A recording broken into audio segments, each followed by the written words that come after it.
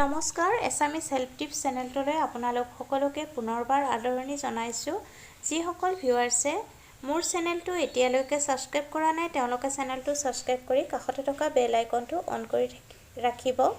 তেন্তে আহকচোন সজিনা পাতৰ গুণাগুণৰ বিষয়ে কিছু কথা কওঁ। সজিনা পাতত প্ৰচুৰ পৰিমাণে আইৰণ থকা বাবে ই ৰক্তহীনতাত ভুগি থকা লোকসকলে যথেষ্ট পৰিমাণে খাব পাৰে। শৰীৰত বেয়া কোলেষ্ট্ৰৰেল বাহিৰ কৰি দিয়ে আৰু হৃদৰোগজনিত সমস্যা বহু পৰিমাণে কমাই ৰাখে। কৰ্কট ৰোগৰ বাবেও সজিনা পাত বহু পৰিমাণে উপকাৰী।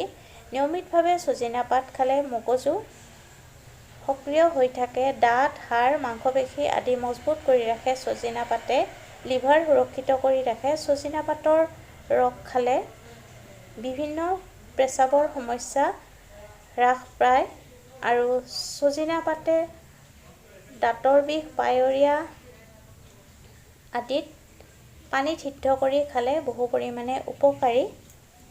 সেইকাৰণে সজিনা পাত খাব লাগে।